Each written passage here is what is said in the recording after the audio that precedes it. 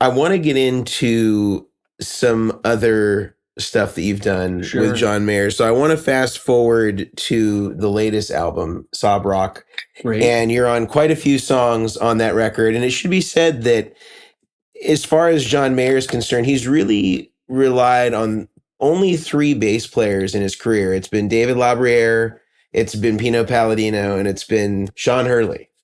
Small club of us. It's been a very small club, and you each offer something really unique to the sound, and so I think that on that metric alone, you should be very proud of that. Yeah, I always sleep easy at night to have worked hard, to have come to LA as somebody who had no contacts, and then to go, hey, I'm one of X number of bass players who even gets to record in LA. Right. Then you start to add up the list. Like, yeah, I think about it sometimes. Only 3 guys have ever played or toured with John. Yeah. That's pretty good company. Yeah, it's excellent company. And I'm curious, like on Sob Rock, it's a pretty sharp turn from kind of where we came from with being in California and born and raised. Although also I think Don was affiliated with this as well.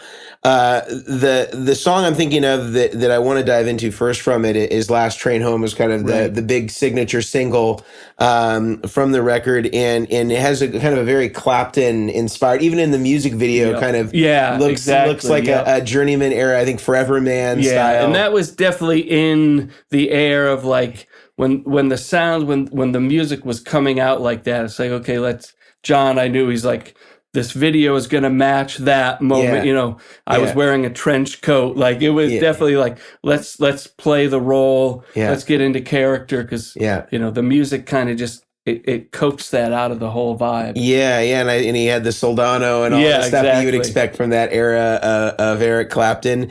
And so what was the form, like what kind of form was that song in when it got to you? That was one we had assembled for Sob Rock during COVID. It was the summer, like June, July, probably July, August. We were just going into a studio every day when no one else was really doing much, because this was July of 2020. So there was like, if you would get a test and you didn't have COVID, you could go do things, but still there wasn't much happening. There weren't daily sessions. So the fact that John was like, let's just take this time, we'll camp out. And so he had a bunch of songs he had already kind of prepped, probably in the spring before then. Last Train Home, I don't believe was anywhere in there. And if I remember correctly, it was like, we'd done all the other songs, and then it's like, I've got this other song. And again, not unlike Queen of California, it was just the A section. And even now, like the song is relatively short. It doesn't really have a bridge. There's just an A and a B section, but all we had was the A section. And then he was looking for like, again, let me, there's certain places that you would want to go if you're an artist, like, what's the answer to this A section? Okay. And I know I have it somewhere. I think I brought it. I have my folder I like to take notes of the songs, and I have like 3 different B sections from Last Train Home. It's like, we'd record that, listen back. No, that's not working. Cross that out. We did some other stuff that went out, not diatonic. So maybe some G's and F's and C's in there.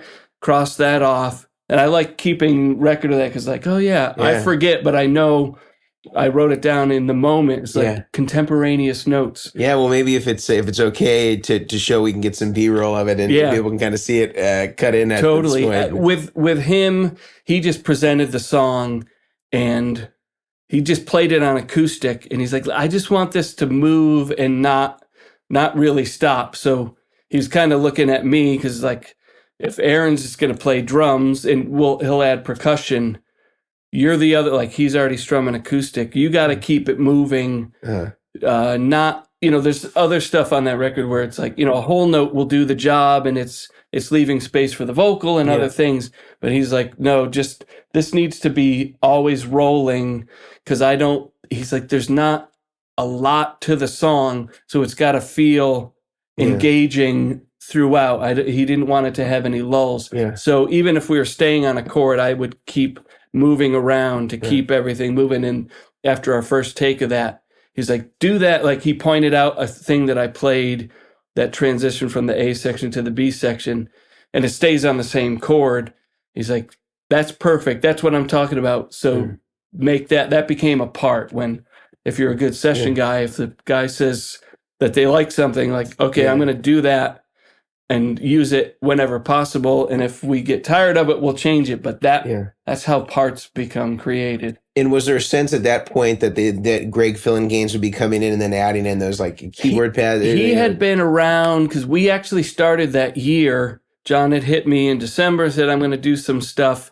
He was kind of pulling from some unfinished Born and Raised stuff maybe. And he just always has songs that I haven't heard. And he's like, okay, we were putting together material in January and February, even into early March. Mm-hmm. And at that time, I met Greg through John. One of the things we recorded at that time, Greg kicked me out and played synth bass. And I think later then, the song has not come out, but later then I got a chance to either double him or get back in. But it was funny. John had sent a video of Greg saying, this is how you do it. It was classic. It was beautiful. And I was at Henson doing another record with somebody. So I got to see that John and Greg were really hitting it off playing. Yeah. So he wasn't on any of the dates that I was on, but I knew he was going to be around coming in. And John had bought this keyboard and was using it to get those sounds. So he had he's kind of like he showed up and said, hey, Greg, play this keyboard. He'd gotten into it. It was it wasn't a DX7, but like whatever it is. Or something like that. It wasn't Oberheim, but I'm sure there's a picture of it online. He's probably talked about it. I just remember him he had investigated it. It had certain presets, which is kind of cool to sort of get you started and limit you in the same way. Yeah. And that was kind of what fueled The Last Train Home. But Greg didn't play later. Then I got to do a couple different versions with him. We played it live. We did a slowed down version. Yeah. But I knew, like most of the stuff that I do with every artist, especially John, I'm just framing it up for whatever's going to come next. So whether it's Greg Fillinganes or John adding layers of guitars, I know you always have to keep that in mind of like, there might be one synth that can become 5 other ones on top, or he may redo the sound if it, whatever's happening, where the onus is on me and the drummer and even John with the acoustic. Like, we have to create the scene that's going to allow all these other things to happen. Yeah. That's why we really have to like measure twice and cut once to get it right tonally as a player. And that's part of the reason I've informed all my choices. Like, what do I do with my bass sound when I'm doing, like, John wanted Last Train Home to be a certain thing. I grabbed my other bass, my 66 with rounds,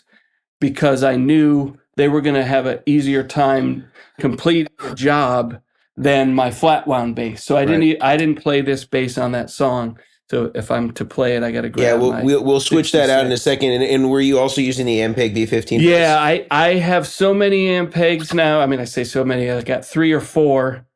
And I always keep one ready to record. I've even left one in John's world that's a 70s B15 that he just started having around because I don't need 4 B15s at any time. And it made it easier when John would say, hey, can you come in? It's like, great. He already had my B15 ready to go, but it's a 70s one. So it's there's something different about it. It's a little leaning towards an SVT. Even though it's in baby size, form, but the tone's a little different. You can get a little more headroom. It responds differently, but it's still, you throw an RE20 or whatever you're going to mic a B15 with, it's still got a 15-inch cabinet. Yeah. So it's pretty damn similar, especially in the mix. Well, I'd love to hear you play a little bit of Last Train Home, if you don't mind. We'll do a quick bass change here so we can use the original one. You got it. All right.